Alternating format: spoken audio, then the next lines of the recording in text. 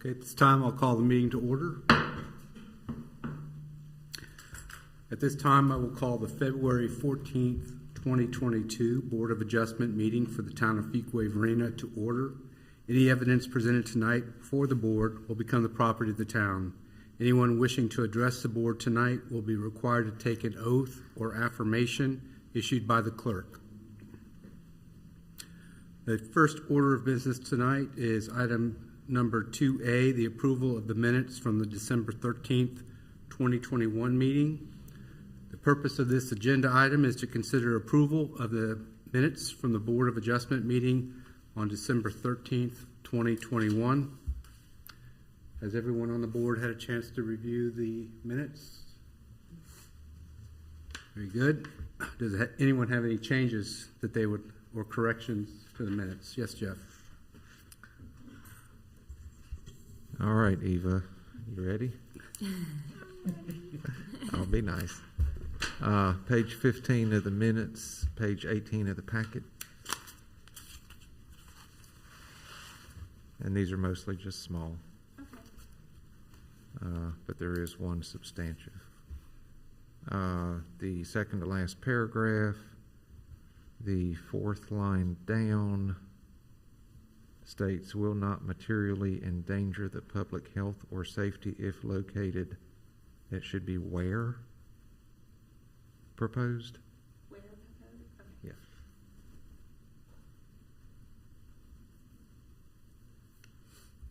Yeah. All right. Page 17 of the minutes, page 20 of the packet. Second to last line on the page.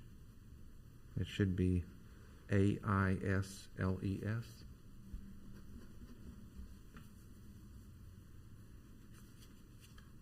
Page 23 of the minutes, page 26 of the package. Let's see. 1, 2, 3, 4, 5, 6. The ninth full line from the bottom going upward. The sentence starts, a police presence. You see that line? Okay. A police presence is.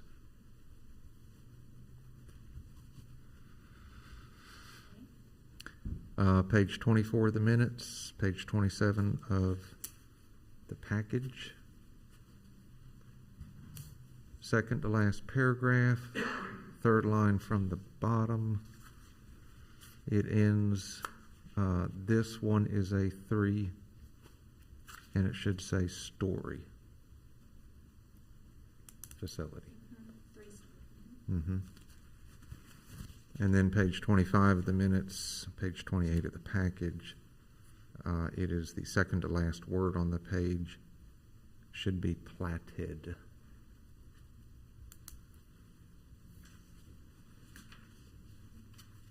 And you can have my copy if it makes it easier for you later. Yes. Okay, that's all I have. All right, great. Any other corrections or revisions? All right. Do we have a motion to approve the minutes from the December 13th, 2021 meeting of the Board of Adjustment as presented? So moved. No. Okay. Second? That they are amended. As amended, yes. Okay. Andrew, you want to say?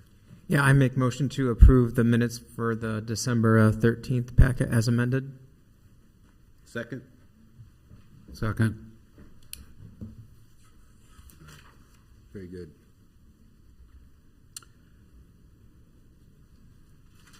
So I'd like to just open with a quick statement. We're going to vote on that. Take a vote. Oh, I'm sorry. First time. First meeting as chair, so I'm breaking myself in here. Can we see a show of hands for those in support of the motion? Raise your right hand. All those opposed, raise your right hand. Okay, the motion passes on a score of 5-0. 5-4, 0 against.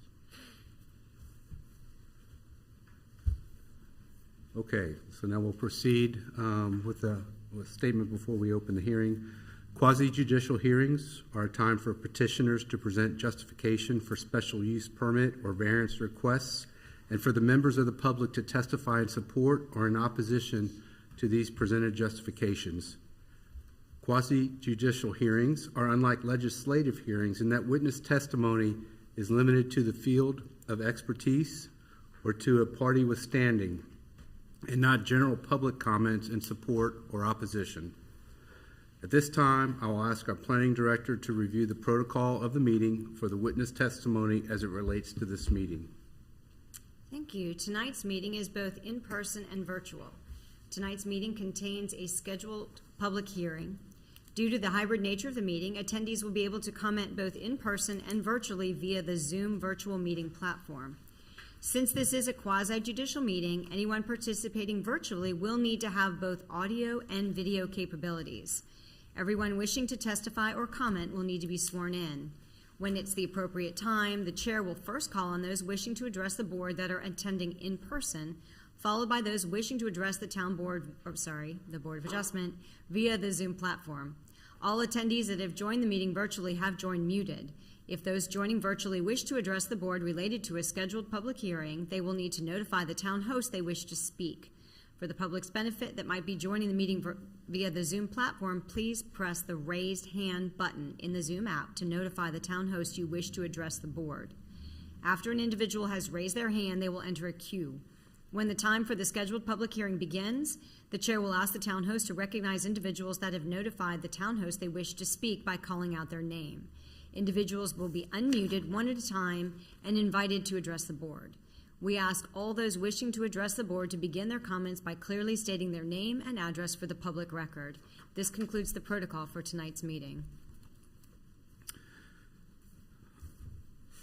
Thank you. Is there anyone in the audience wishing to speak tonight that is here in person that has not been sworn in? No? Actually, everybody, right? Yeah, no one's been sworn in. Eva, do you want to call them up one by one? Yes. Keith, Now, do I need to be sworn in as a member of the bar? I'm sorry. Do I need to be sworn in as a member of the bar representing the corporate applicant?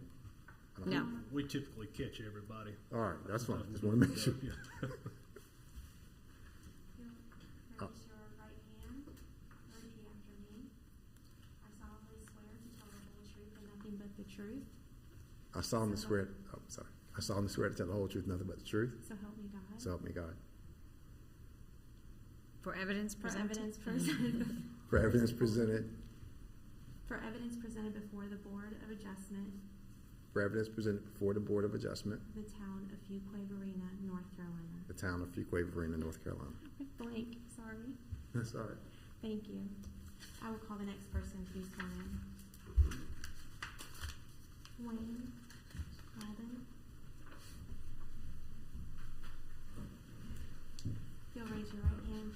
Repeat after me. I solemnly swear to tell the whole truth, I solemnly swear to tell the whole truth, nothing but the truth, so help me God. nothing but the truth, so help me God. For evidence presented before the Board of Adjustment For evidence presented before the Board of Adjustments in the town of Fuquay-Varina, in the town of Fuquay-Varina, North Carolina. North Carolina.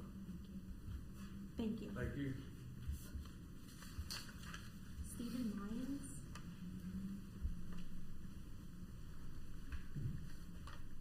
If you'll please raise your right hand, thank you.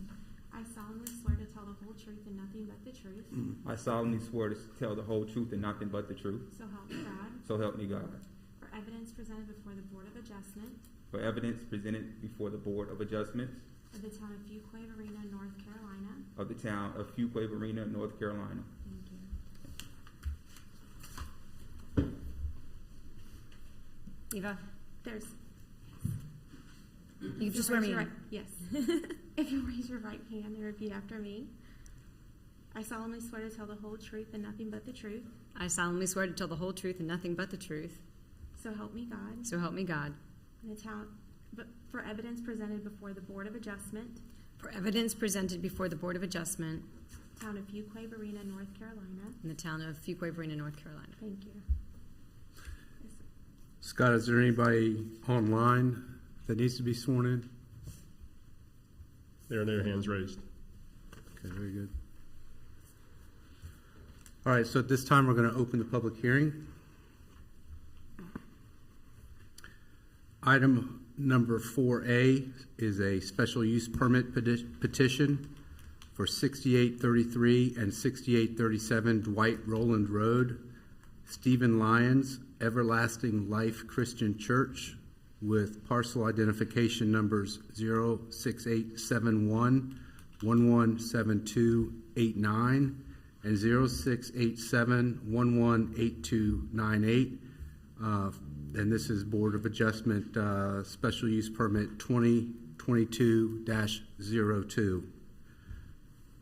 The purpose of this agenda item is to consider a special use permit, BOA SUP 2022-02, at 6833 and 6837 Dwight Rowland Road by petitioner Stephen Lyons on behalf of Everlasting Life Christian Church. At this time, the planning director will provide further information. Thank you. I'm submitting the agenda abstract and supporting documents into the official records of the town. The property is located at 6833 and 6837 Dwight Rowland Road on 2 lots totaling 3.02 acres within the town's extraterritorial jurisdiction. The 2 lots are vacant and undeveloped. Although the property is shown as being mapped as 2 parcels, the property was recombined on December 2018, Book Map 2018, page 2484. The zoning of the subject property is residential agricultural. Surrounding properties are currently wooded and vacant, agricultural or large lot residential in the residential agricultural zoning district. The Willow Springs Elementary School and U.S. Post Office are located approximately 470 feet to the west of the property along Dwight Rowland Road. The petitioner is requesting a special use permit to allow a place of worship within a residential zoning district as required by Section 9-1254 T1A3 of the Land Development Ordinance. As shown on the submitted site plan, the petitioner is proposing a 40 by 60 principal structure for the Everlasting Life Christian Church, which meets the development standards for a place of worship in a residential district by providing a minimum 50-foot building setback from all property lines and right-of-ways. The required frontage improvements to Dwight Rowland Road, including curb and gutter, as well as a 5-foot sidewalk, are shown on the site plan, along with the provisions for the required parking and perimeter and landscape buffers. The property has not been the subject of previous cases seen by the Board of Adjustment.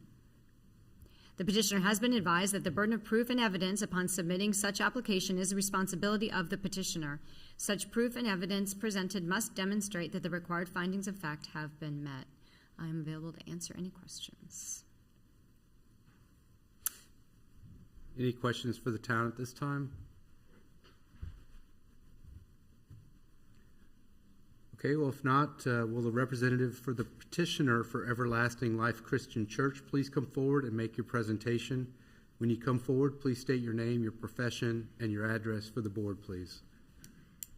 My name is Keith Shackelford. I'm the attorney representing Everlasting Life Christian Church and their petition for the special use permit at the property described by the clerk, or excuse me, by the planning department.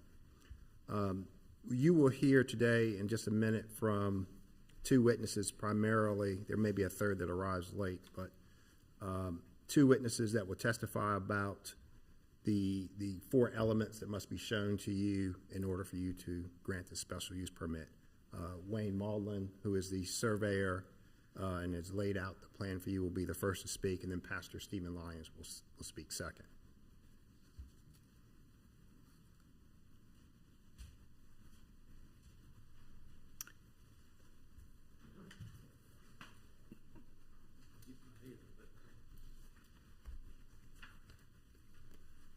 I'll take this off if y'all don't mind.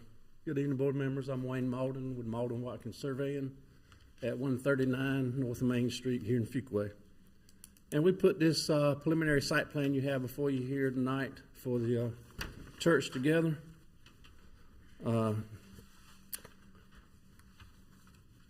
As the planning staff had pointed out, we're here for a special use permit for a place of worship.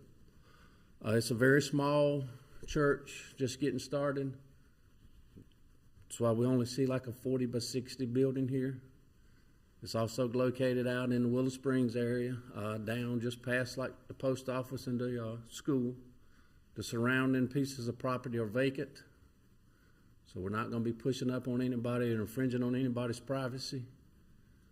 It's very small, as you can see on the site plan. We only have one little driveway and about 20 parking places. If you want, do I need to go through the findings of facts for everybody? Okay. Let me get to the right page. Finding number 1 says the proposed use will or will not materially endanger the public health, safety, and safety if located where they're proposed and developed according to the plans that's submitted. As I had said before, it's very small. It's not going to generate a lot of traffic. It's not in a neighborhood area.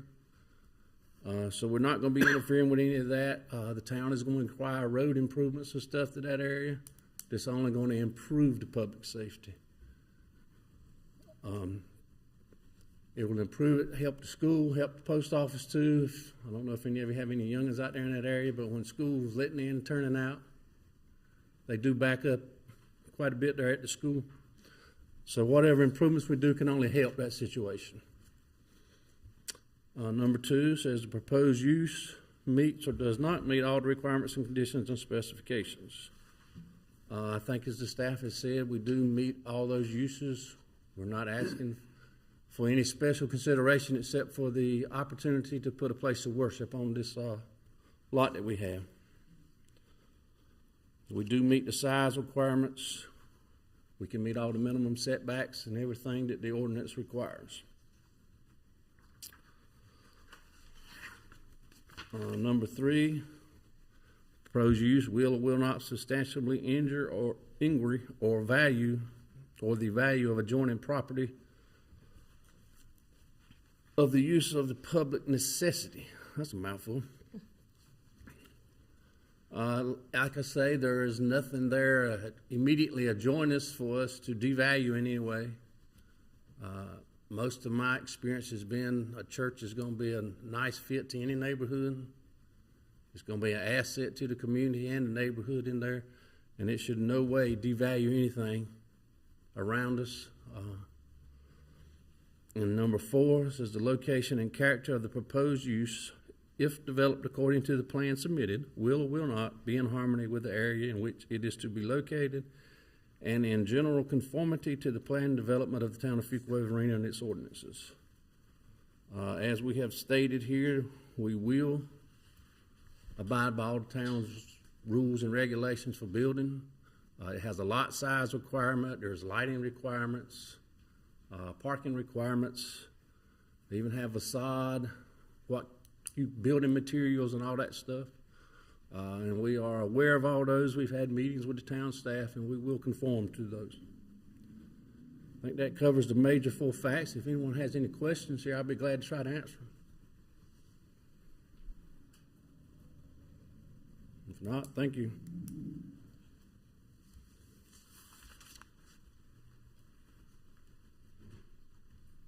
This one?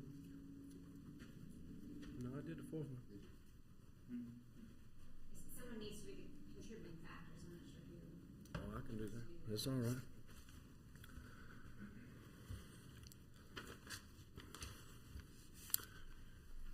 Contributing factors. As a part of required statement of justification, and petitioner shall demonstrate through factual evidence that the contributing factors listed below have been adequately addressed as applicable. All right, we will, as I had already said, would only be one point of access to the White Rolling Road, which is the safety issues. As you heard staff say, the road is going to have to be widened. We'll have to acquire a DOT permit, which may or may not push into a turning lane in that area. That's something that will have to come from DOT once we submit the plan to DOT about the turning lane. The road widening's got to come from the town. The driveway mill permit, as I said, will have to be acquired, and all those improvements by the town and the site plan will have to be addressed and applied and approved in the site plan process approval. Now, has anyone got any questions? Did I get them all that time? No, you only got, I think, maybe the first two. There's a couple more pages of Contributing factors? contributing factors, yes. So circulation, parking. We need to go through every one of them, one by one? Yes, sir, please. Okay. Parking and loading location areas. As you can see on the site plan, the parking will be in front of the church. It's one driveway on the east side of the property line. As it states here, the parking will be located in the front of the building and will meet the town's parking requirements and be paved, the installation of the lighting and ADA pedestrian access and landscaping, all to the town's code. Service entrance and areas. All of the service areas and dumpsters will be placed per the town code, and all will be approved at the site plan process. Lighting. The lighting plan, well, I guess I need to read it. Location of exterior lights with reference to direction, coverage, glare, and traffic safety.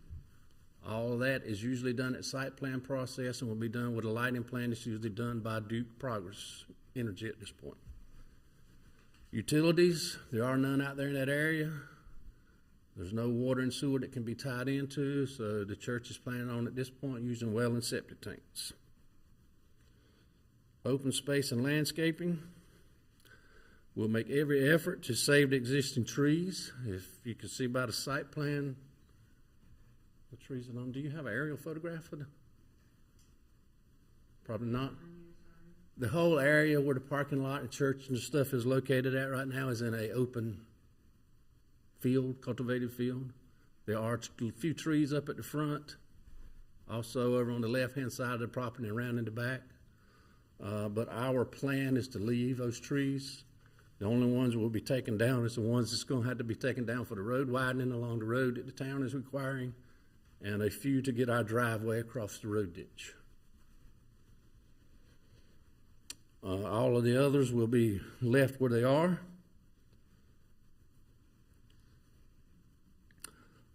Any required landscaping will be installed, including perimeter buffers of 20 feet, type B buffer along the three sides, and a 15-foot type C buffer along the roadway, and evergreen shrubs and screening, the parking, and parking island if more than 25 spaces.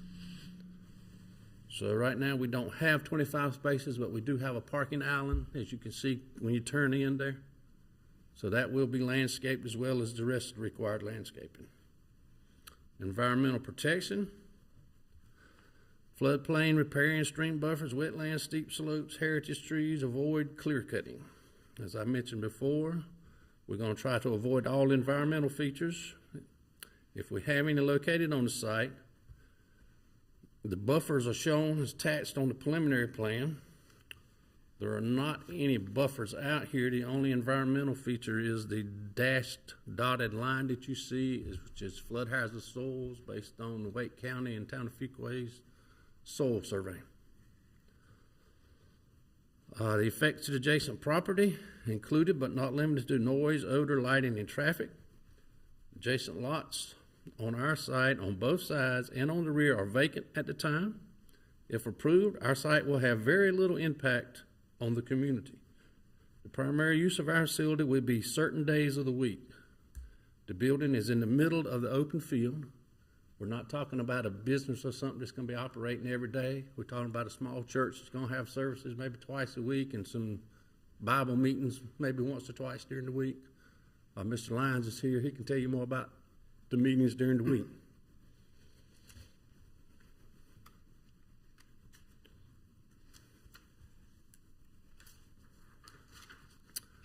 All right, last one I think is the compatibility. Included but not limited to the appropriateness to the scale, design, and use of relations of the other properties. As we have said before, we've just got a small community church. We're not going to be affecting the properties in the area. There's not going to be no loud noise, a lot of light, or anything that can affect anybody that's living there.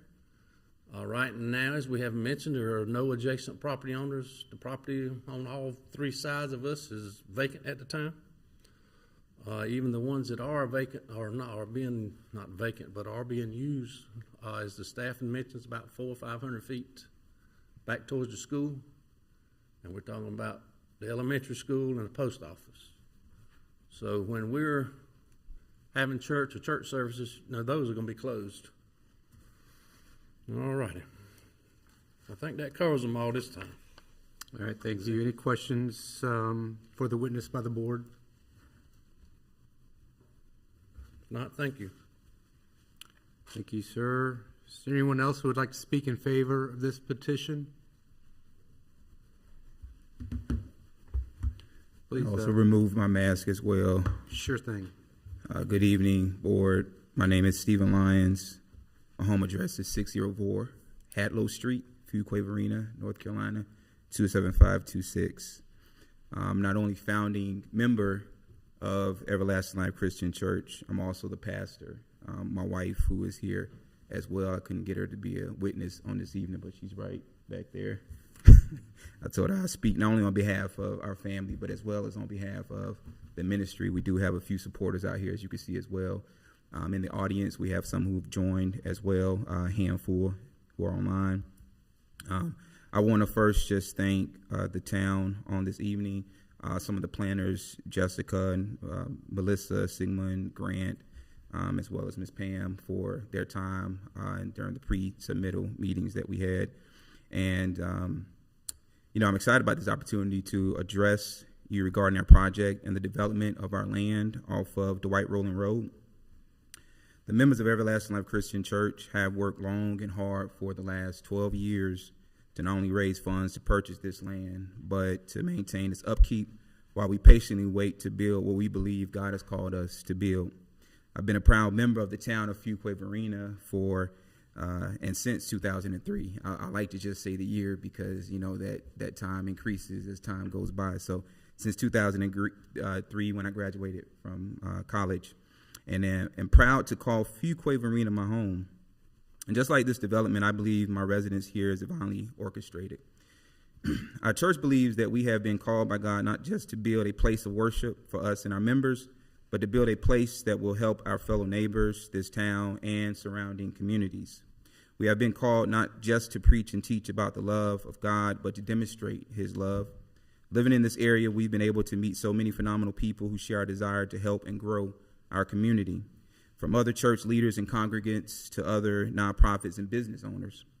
Our intention is not to reinvent the wheel, but to keep the wheel rolling.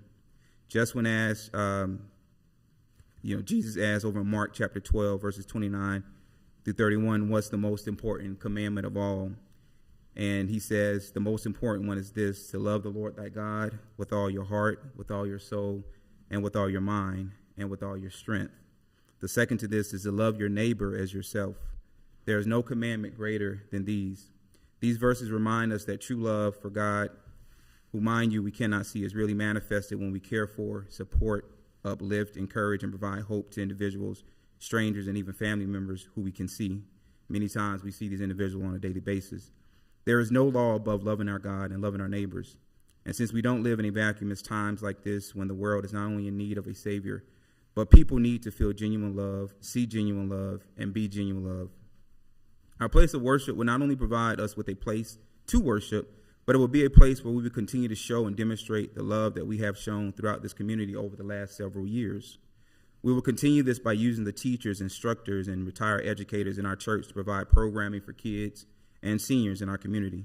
We will continue to award students with scholarships, which over the last 5 years we've been blessed to award $8,500 in scholarships. We will use business owners and entrepreneurs to educate aspiring business owners. We will bring in individuals who understand that mental health, divorce, poverty, hunger, and addiction are the realities of all communities, and we cannot sweep this stuff under a rug, but we need safe places that people who are going through and suffering such tragedies can go for support, healing, and education. I want to close with this last passage from Ephesians chapter 5, verses 15 through 17.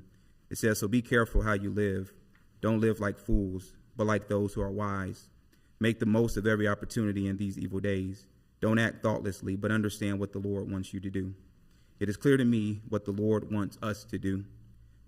Thus we ask for your vote of approval on our special use permit application And we agree with us, and also agree with us, that all 4 fact findings in our application have been met. Help us get one step closer to realizing our vision for a place of worship and another safe haven for our community. Thank you again for your time, attention, and consideration, and we look forward to working with the town on this project. Thank you. Any questions for the witness by the board?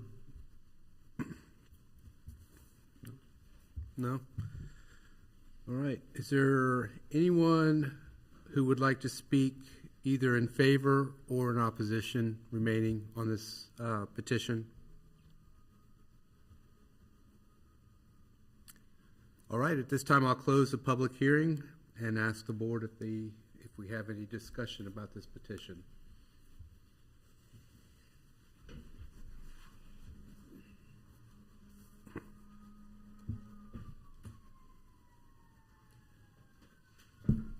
So, no discussion? I think it's going to be great for Fuquay. Okay. Well, if we don't have any discussions specifically on finding of fact 1, do we have a motion for finding of fact number 1? I guess I'll make a motion. The proposed use will not materially endanger the public health or safety if located where proposed and developed according to the plan as submitted, because the location is currently uninhabited, and development of the location will add to the neighborhood in the surrounding area. Do I have a second? Second. And all those in favor of this motion, raise your right hand. All those opposed, same. Okay, the motion passes 5-0. Does the board have any discussion on finding of facts number 2? The proposed use meets or does not meet all required conditions and specifications.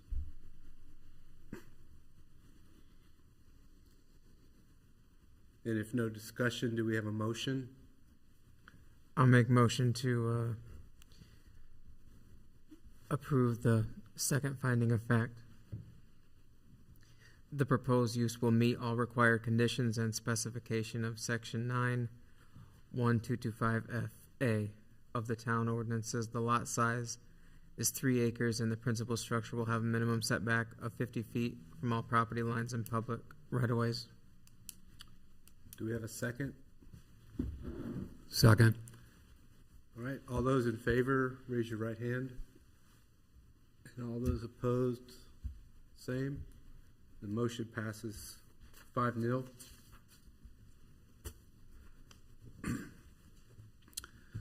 All right, that brings us to findings of fact number 3. The proposed use will or will not substantially injure the value of adjoining property or the use is a public necessity. Any discussions on finding of fact 3? Or do we have a motion? I make motion to present the finding of fact 3.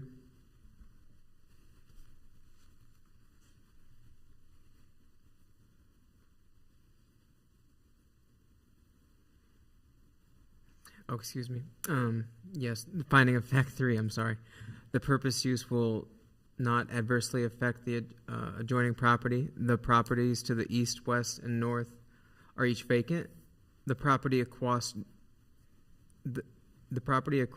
Dwight Rollin Road and to the south is residential area. I make motion to approve the finding of fact number 3. Thank you. Do we have a second? I'll second. All those in favor of the motion for finding of fact number 3, raise your right hand. And the motion passes 5-0. Finding of fact number 4, any discussion from the board on finding of fact number 4?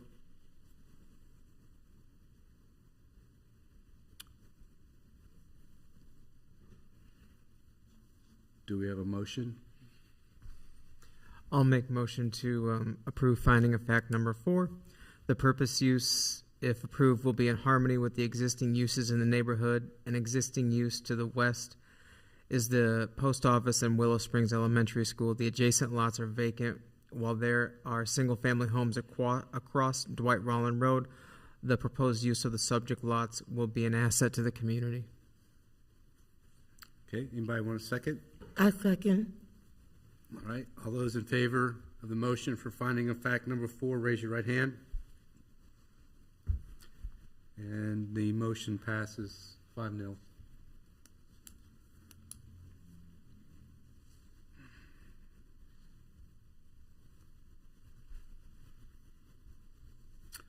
Okay, so we voted on all 4 findings of fact. Is there a motion to approve or deny Board of Adjustment Special Use Permit 2022-02 as presented under the terms and conditions identified in the applicant's application, testimony, site layout exhibit, and preserving all conditions of the special use permit BOA SUP 2022-02 not inconsistent therewith?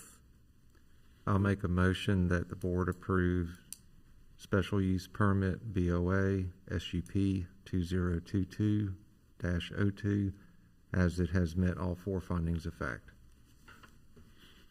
I'll second. All those in favor, raise your right hand. And that Board of Adjustment SUP 2022-02 is approved by the Board of Adjustment 5-0.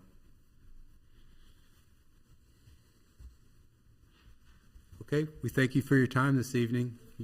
You're free to stick around if you'd like to. I think some kids got to get to school.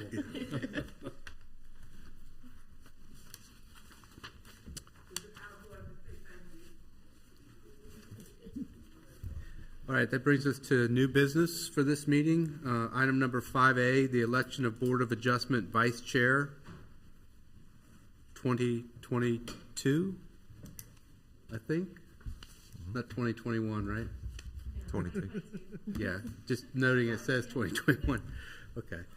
So the purpose of this agenda item, obviously, is to consider election of Board of Adjustment Vice Chair for 2022.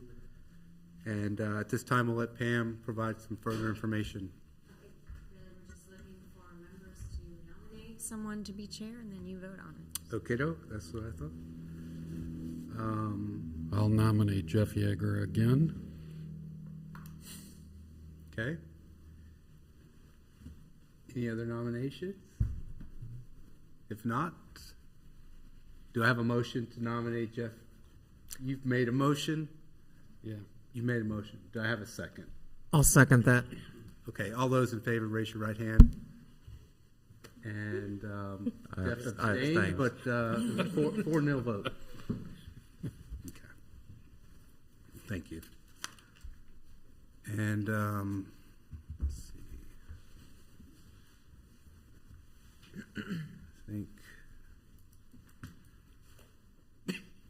You're up. that brings us to administrative reports, right? So, school of government board training and making quasi-judicial decisions.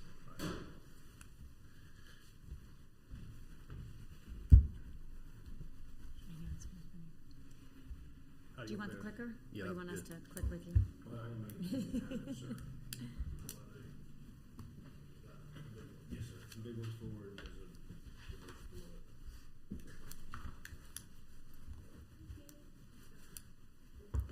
All right, I've been told to get through this in 20 minutes, so I'm going to do my best. Most of y'all have heard this spiel before, but we've got a variety of topics to be discussed tonight.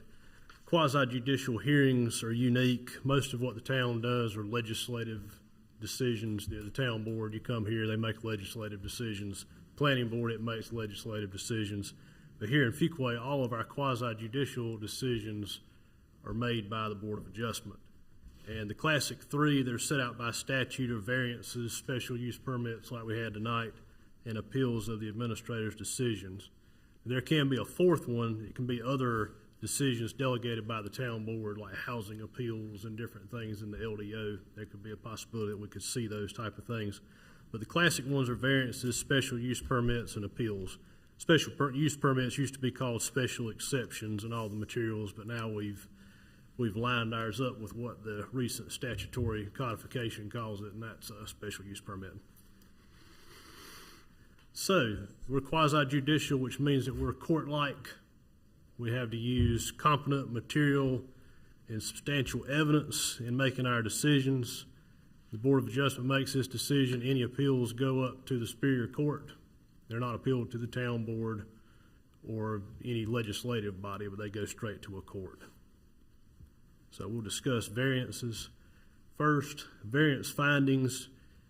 Used to, we had these findings that were a creature of case law, but upon the adoption of 160D 705, the findings have all been codified, and we have 4 findings of fact for variances.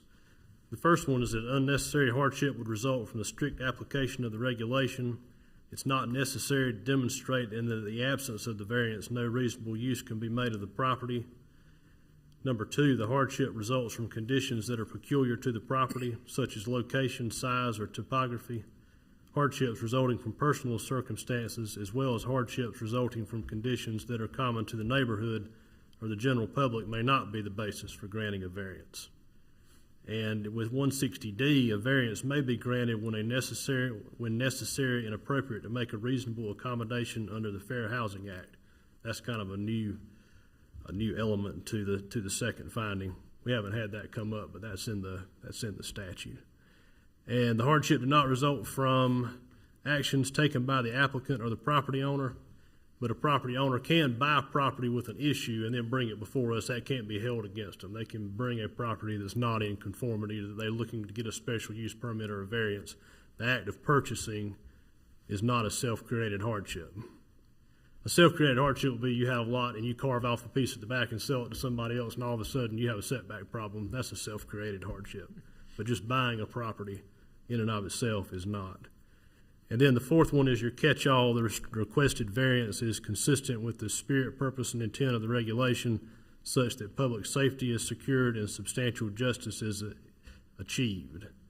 And fair and reasonable conditions can be attached to variances and special use permits, and we'll talk about that a little bit later.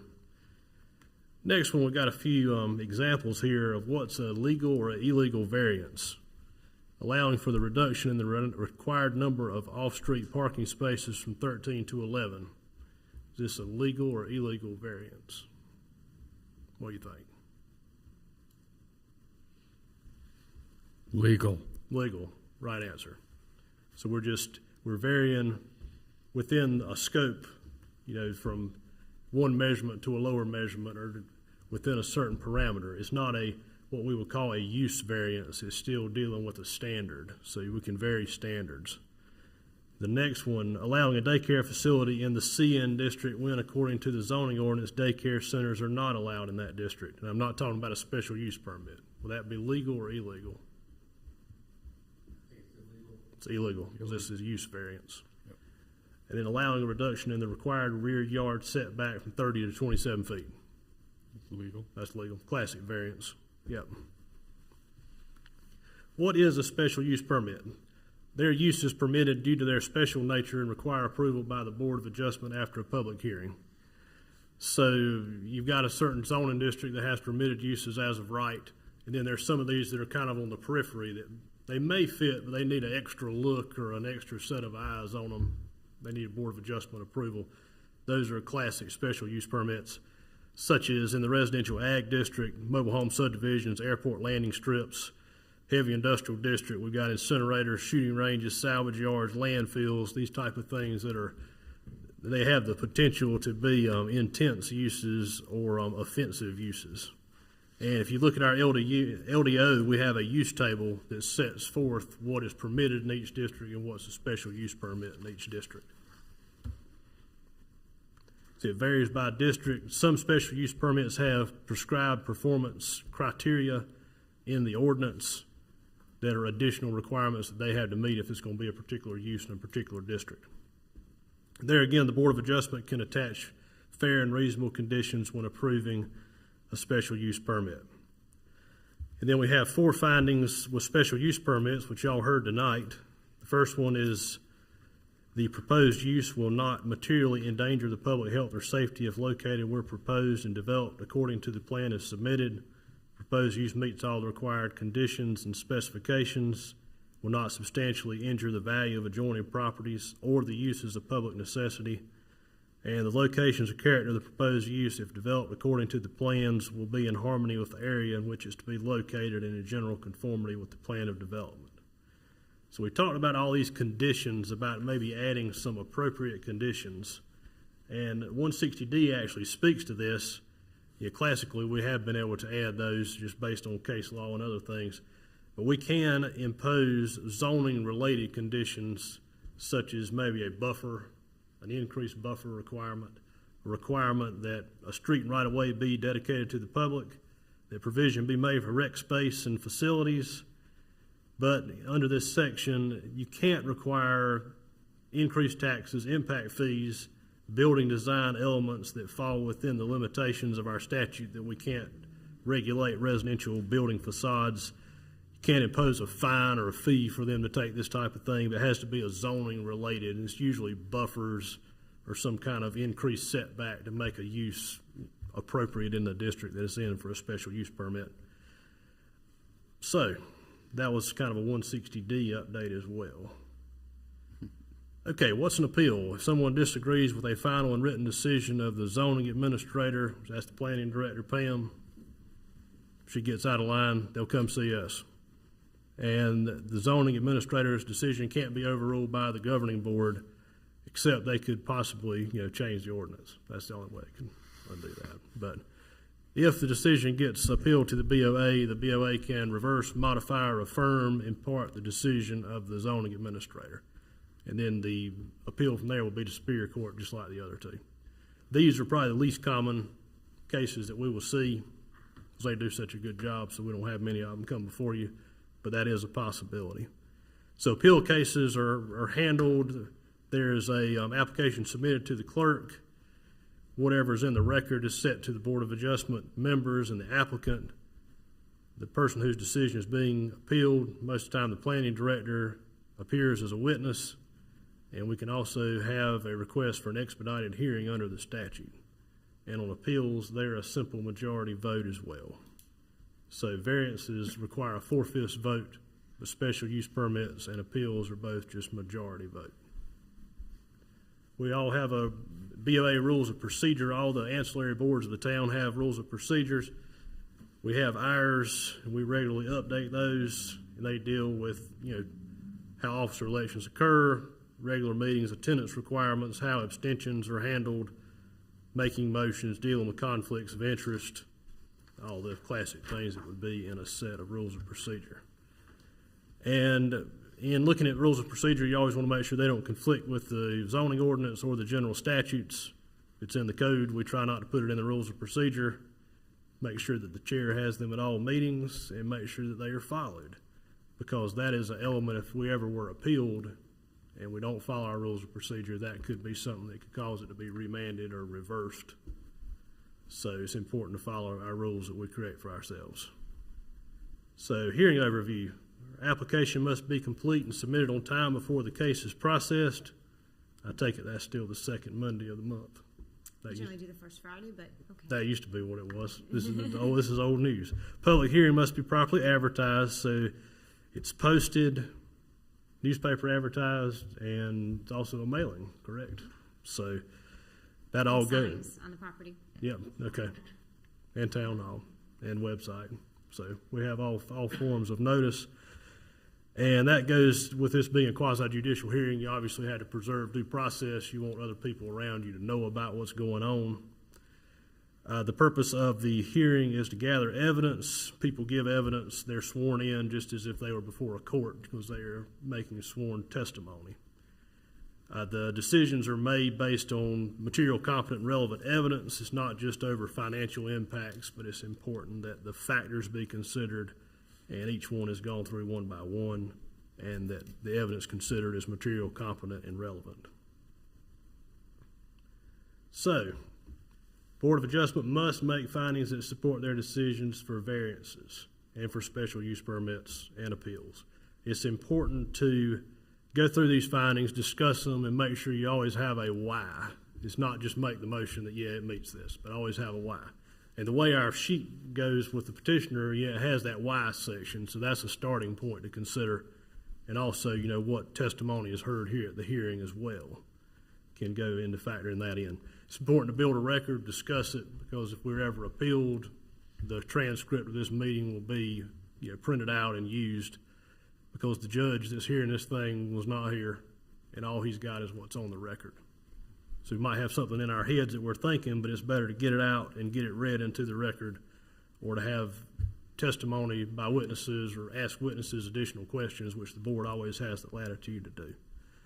So we've gathered our facts, we make our final decision, and if there were any contested facts, let's say if we had two experts and they disagree on each side, then the board has got to reconcile those and make a decision which one is competent, which one we're going to rely on, and then the final decision's made. There's an order signed by the chairman, and the special use permits are recorded and obviously delivered to the petitioner.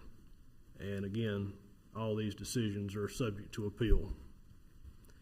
So at our hearing, the chair opens the meeting, hearing procedures are explained.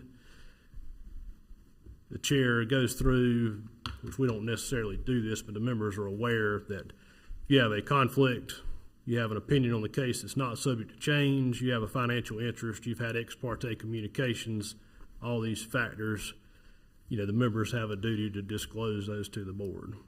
And then everyone gets sworn in and staff gives an overview of the case. The clerk usually uses the sign-in sheet for folks who are present. And it's always good to use that when practical. The applicant presents his case, others are sworn in and speak.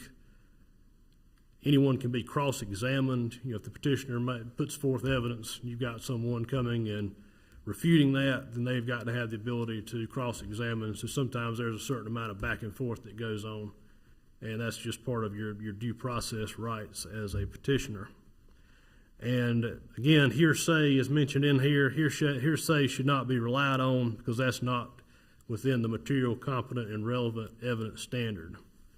And we'll talk a little bit about hearsay and relevant evidence a little bit later. So after the testimony, the chair closes the hearing, and you know the board makes this decision. It can ask for clarifications. That's important. If the board doesn't understand something, it can call someone back up and ask for clarification, or allow the applicant to comment on any conditions. So if the board wants to impose some conditions, it's always good to have the applicant up, you know, to consent to those. That's the best route for that. All right. And then the Board of Adjustment deliberates and decides based on that evidence standard we talked about. Each finding of fact is reviewed on its own. The reason why we do that is on appeal, obviously the court's going to look at all of those, and maybe we messed up one of them and got the other ones right, and then we may just get remanded on one. We can't just make a motion to approve all of them, then the court can't look at each individual finding. And then a final vote is taken on the application after all of the findings are voted on. We talked about the agreeable conditions. They had to be fair and reasonable and land use related. So, conflicts of interest. We have situations in which board members' duty to act in the public interest clashes with their inclination to advance his or her personal interest. We talked about financial conflicts, personal bias. In North Carolina, under the statute, in a quasi-judicial hearing, if you have a fixed opinion, you know, you've made up your mind and told everybody, I'm going to make this decision no matter what kind of evidence is presented, you know, come hell or high water, I'm making my decision this way. You know, that's a fixed opinion. You're supposed to come here as an unbiased decision maker. You're sitting just as if a judge were hearing the case. Undisclosed ex parte communication, you know, the key word there is undisclosed.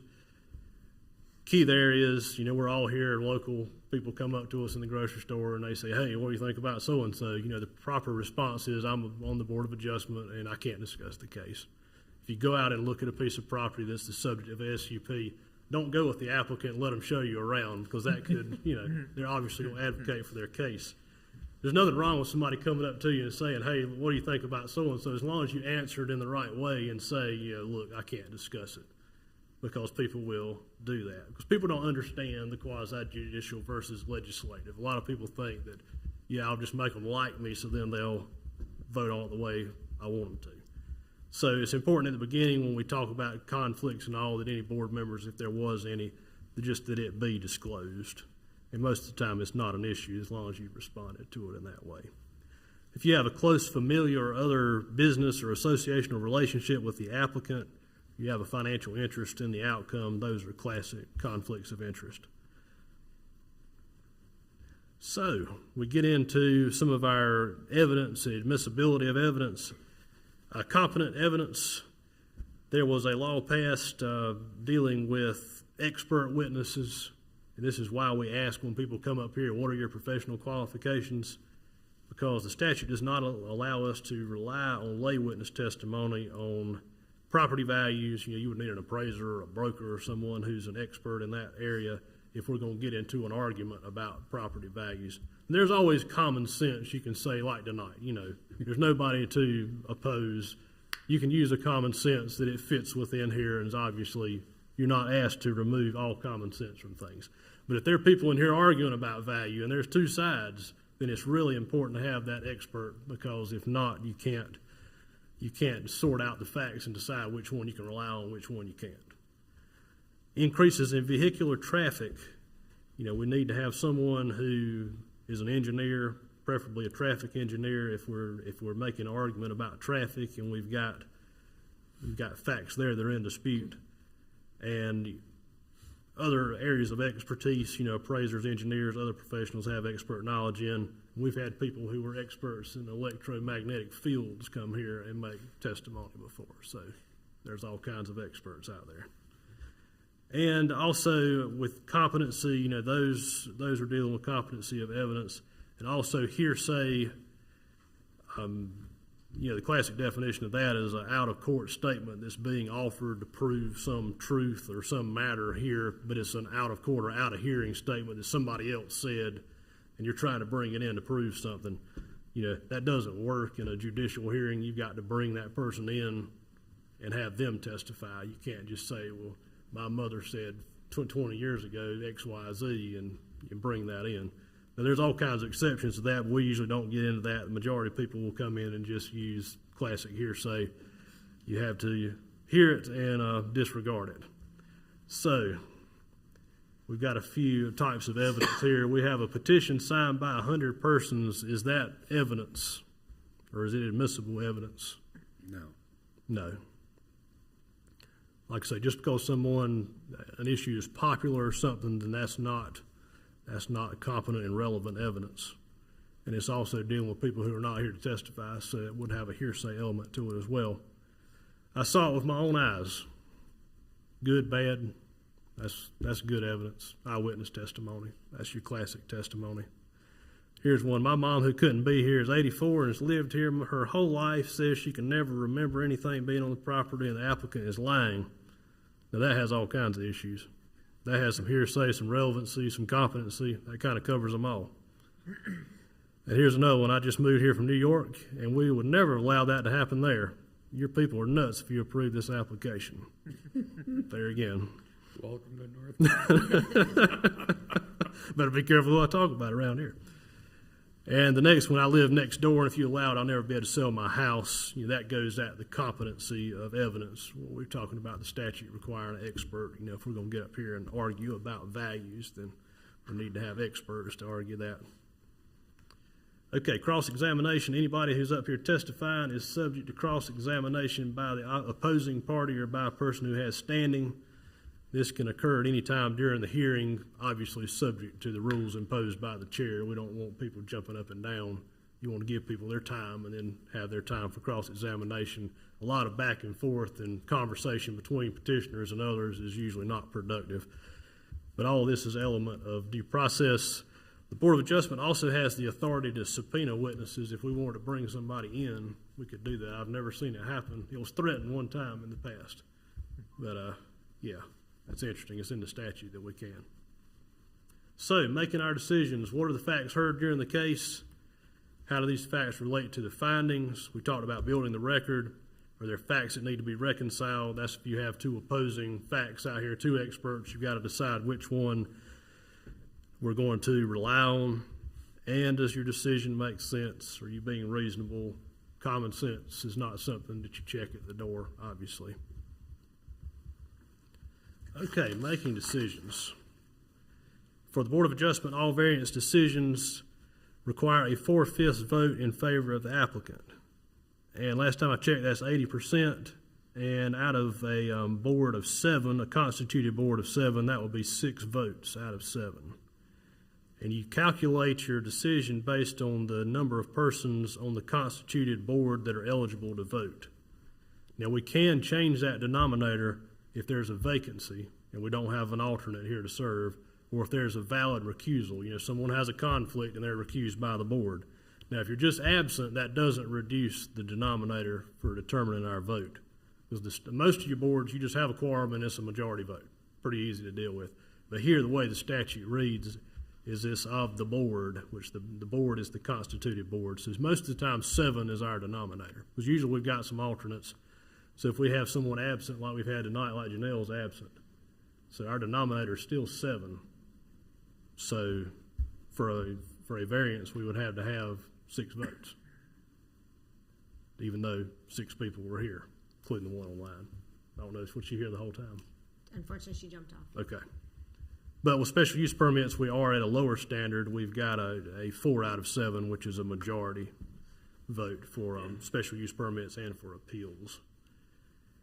And 4/5, like I say, is not mandated for any other recommendations by planning board or the elected board of commissioners. Usually it's just a simple majority. We used to have protest petitions, but they don't exist anymore, so most things now are simple majority. And as I've stated before, for variances and special use permits, vote on every finding always. Okay, so we got some math to do here on voting. We're dealing with a variance, so we got to have a 4/5 vote. So we've got 7 regular members present, 1 alternate present. How many votes do we need to grant a variance on this one? 6. 6, right. Okay. We have 6 regular members present and able to vote. 1 is absent, 1 alternate. How many have we got to have for a variance? You still need 6. Still be 6. You still got 7 as your denominator.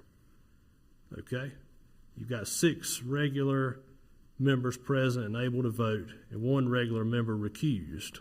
So this one's a little different. You got a recusal. So how many have you got to have a variance there?